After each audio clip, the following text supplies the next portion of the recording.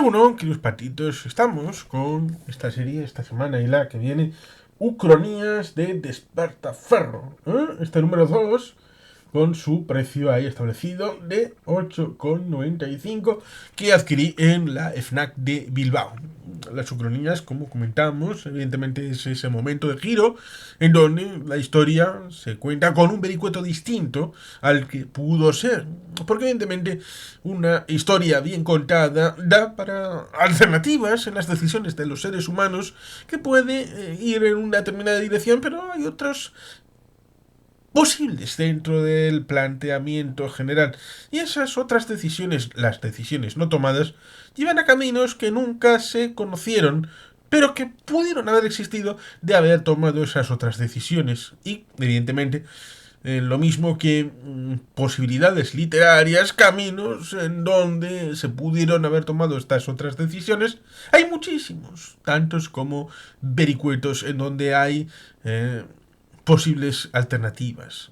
Por tanto, para algunos, las ucronías son vistas como algo difícil de evaluar y que no tienen ningún interés, porque podían haber ucronías no 12, como establece este elemento de revista respecto de la monarquía hispánica, sino cientos, miles.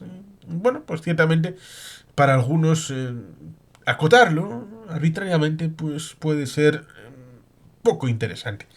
Pero bueno, ciertamente en este ámbito de las ucronías tenemos el hecho de la segunda, que tiene por título Permanecer en Sefaraz. Los judíos no son expulsados de España. Un elemento interesante, aunque vidrioso, es el asunto de la expulsión de los judíos de Sefaraz, es decir, de España. Tiene importancia porque 1942. No estamos hablando de 1492, no es un equívoco, estoy hablando de 1942. Salónica, formalmente Grecia. La comunidad de unas decenas de miles de sefarditas será liquidada por Alemania, los nazis, Tercer Reich.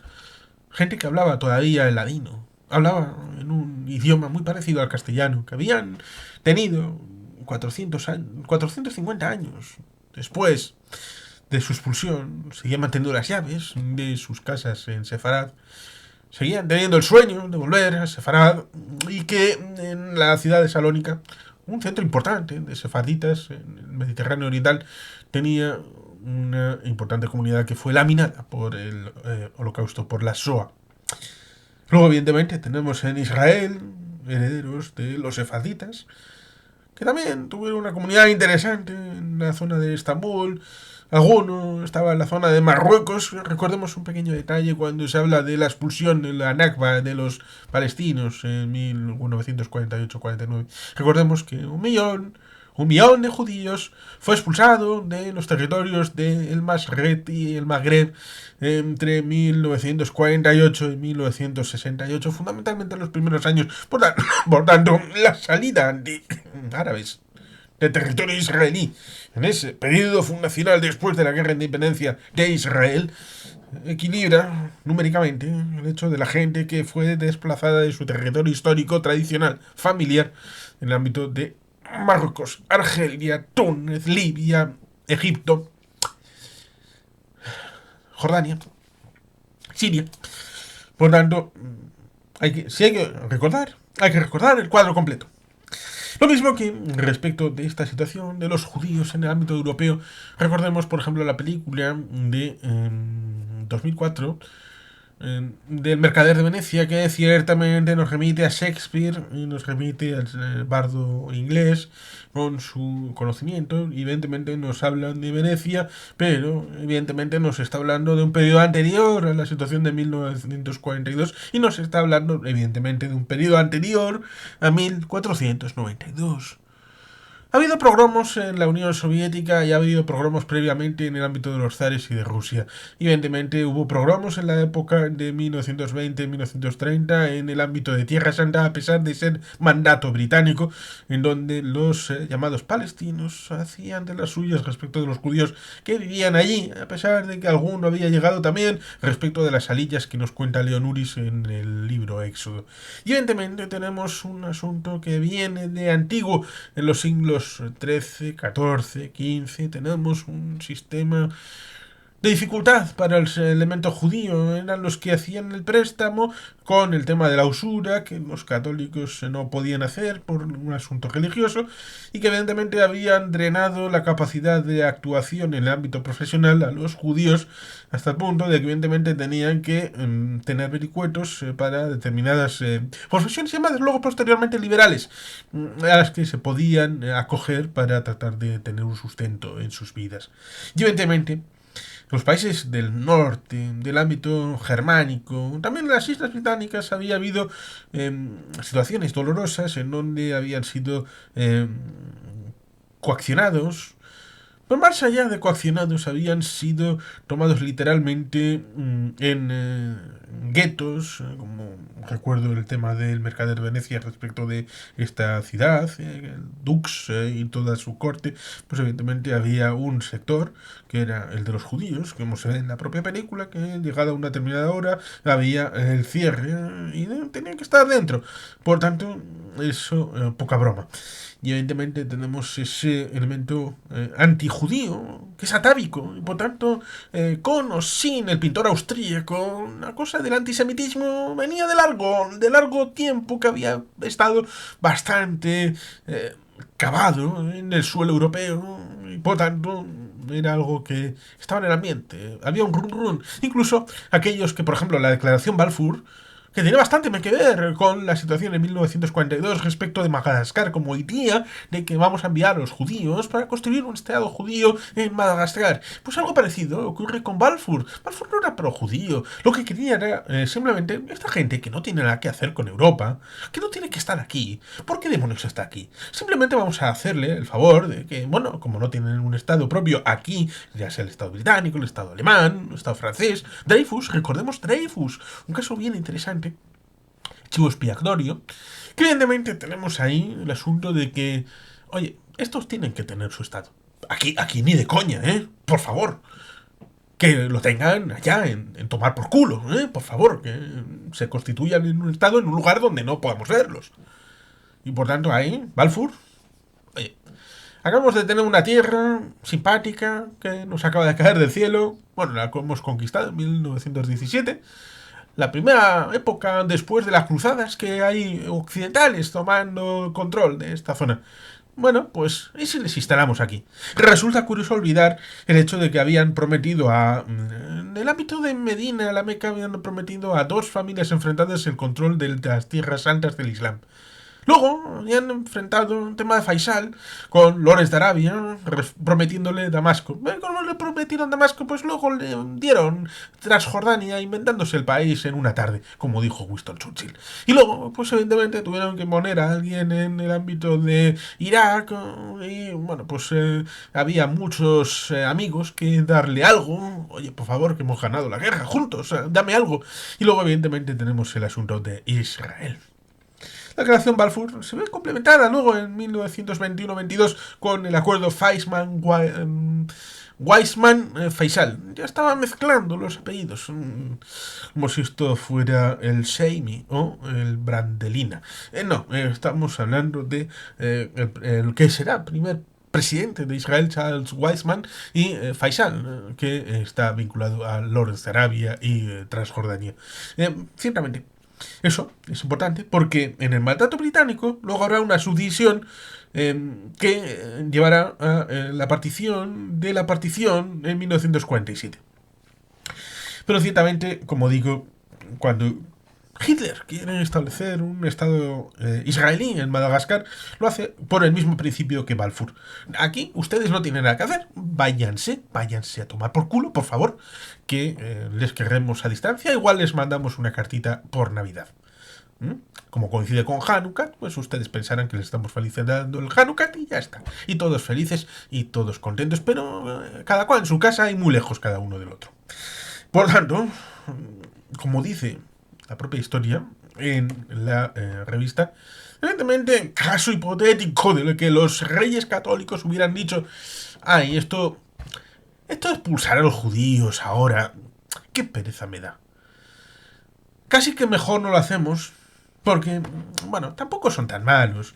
Después de haberles echado en cara todo el drama de mataron a Jesús y todo esto, bueno, pues, a fin de cabo, claro, todo eso viene del hecho de que cuando la religión, que en principio, como dice mi amigo Alberto Pleguezuelos, eran unos judíos raritos, los cristianos me refiero, que tenían una progresiva evolución a la independencia religiosa como secta primero y luego como religión organizada, porque evidentemente acabaron cumpliendo los números para ser tomados como tal, ¿no? Con el asunto del Imperio Romano, cuando fueron tomadas como religión legítima, y luego la asunción como religión oficial del imperio. Por tanto, ahí progresivamente el cristianismo fue teniendo un impacto, en tanto en cuanto, primero, originariamente, tenían que echar la culpa a los romanos de haber matado a Jesús. Porque al fin y al cabo teníamos el caso de la crucifixión por parte de los romanos. Pero, y este pero es interesante, Pablo de Tarso sabía perfectamente que con los judíos no podía contrarrestar el hecho de ser una religión minoritaria. Porque los judíos no tienen proselitismo. Últimamente parece, en este siglo XXI, parece que hay gente, comentado en Enlace Judío por Irving Gattell, parece que hay judíos que lo son porque se han convertido. Algo que es novedoso en la historia milenaria del pueblo judío. Históricamente, los judíos son por herencia, sobre todo la línea materna, y por tanto es algo restringido, digámoslo. Para ampliar la base de cristianos, evidentemente tenía que hacerlo con los goyim, con los antiguos romanos, es decir, con la gente que estaba, los gentiles, por decirlo de alguna manera. Por tanto, necesitaban no echarle las culpas directamente. Ustedes, que son romanos, son los que mataron al Salvador, que ahora les estoy ofreciendo la salvación de su alma. No, hay que echarle la culpa a otro. ¿A quién podemos echarle la culpa? ¿Quién estaba por ahí montando la barrila? Ah, sí, los judíos. ¡Ay, los judíos! Y luego encontramos el cambio de papel de Poncio Pilatos. Usted me viene aquí con este asunto. ¡Ay, qué mal me viene! Y además, qué calor hace aquí. Ay, tengo una palangana aquí. ¿Y si me meto las manos por aquí? Y el judío que estaba ahí. Pilatos, te has metido las manos, te estás lavando la mano. Eso significa que te desentiendes, Así que no podemos organizar nosotros. Chicos, vamos a poder condenar al Jesús este. ¡Ay, qué bien! No, yo simplemente me estoy... no. Gracias. Usted, Pilatos, se queda de medio y simplemente es el observador de la Organización de Naciones Unidas de la época y que se queda aquí simplemente a ver qué organizamos, ¿sí? Como el tema de la Inquisición, pues evidentemente no podía hacer una condena civil y ahí estaban las administraciones de justicia civil para establecer la condena de la gente. Por lo tanto, la Iglesia no mató a nadie. La aquiescencia de la salvación del alma está ahí y por tanto ahí está el asunto diferente de la Iglesia y el Estado. Por tanto, para poder establecer esa conexión con los futuros cristianos, evidentemente no podía decirles ustedes romanos son los culpables de la matanza de nuestro Señor Jesucristo. No, fueron judíos, estos judíos malvados, que además eran pocos, que es lo mismo que pasa con Alemania en la Primera Guerra Mundial, que eran ¿cuántos? Un 1% de la población alemana. Y luego cuando llega la Segunda Guerra Mundial, pues evidentemente seguían siendo muy pocos en el ámbito de Alemania. Para decir, es que todo esto ha pasado por los judíos. Claro, ahí tenemos parte del asunto y el intríngulis. De que, evidentemente, si ha habido programas contra los judíos, evidentemente tratarán de estar en otro lado para su defensa de los intereses vitales. Y por eso surge, por ejemplo, el ámbito del nacionalismo hebreo, con Theodor Herzl en 1898, y la evolución posterior respecto a 50 años después, la construcción del hogar nacional judío en Tierra Santa. Evidentemente, todo esto tiene un trasfondo, como hemos comentado. tiene un trasfondo de larga duración, en donde la Europa continental tiene bastante más presencia antisemitismo que en España, y por eso en el 1492 tenemos ese momento que los reyes católicos serán los últimos de toda Europa en expulsar a sus judíos. Evidentemente hay una teoría de la conspiración que dice que el momento exacto de la expulsión de los judíos es exactamente el último día para el embarcamiento para la América.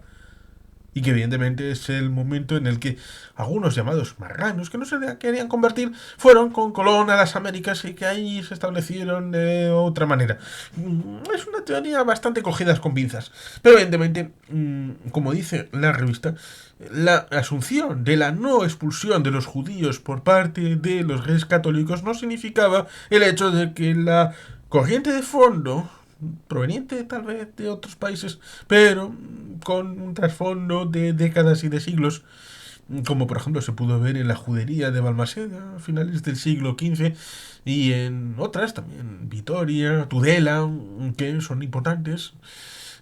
Evidentemente tenemos esas juderías que hicieron un papel para tratar de defenderse, pero evidentemente un hecho de no expulsión de los judíos no significaba que la sociedad les hubiera aceptado tan alegremente, que les hubiera mantenido directamente en el ámbito de su cercanía, el querido llamado vecino, como la cercanía de los demás colectivos que en ese momento existían en las Españas, en las urbes y en los barrios y en las zonas más pobladas.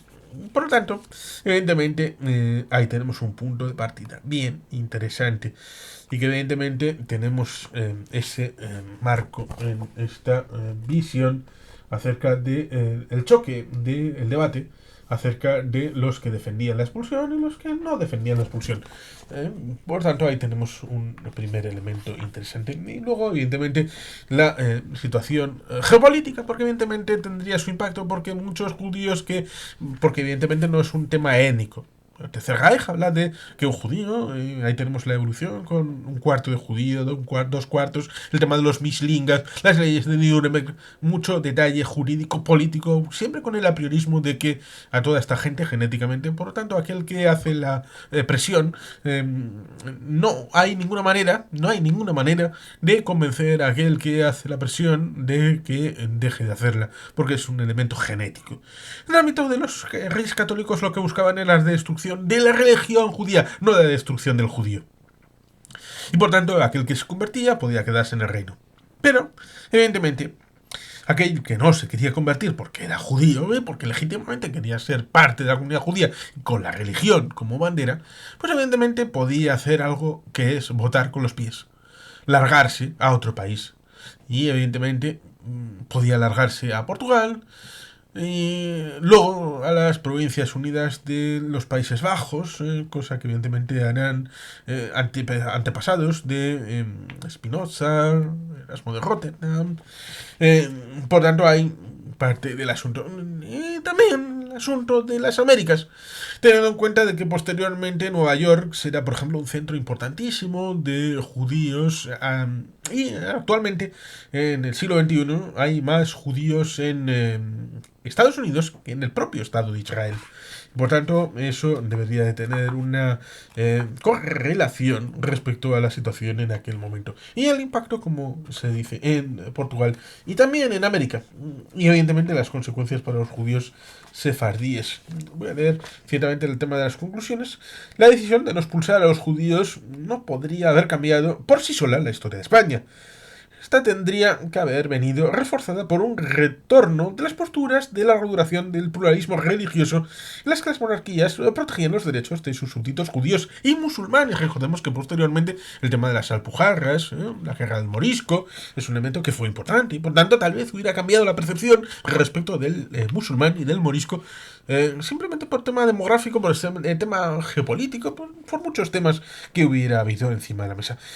Esto no habría sido fácil, ya que el problema subyacente de los conversos y la creencia generalizada de que los judíos ayudaban a socavar la fe cristiana de los últimos aún permanecerían. Sin embargo, si los reyes católicos y sucesores los Habsburgo hubieran abrazado esta política tradicional con respecto a las minorías religiosas, práctica que se estaba popularizando entre algunos gobernantes italianos y otomanos.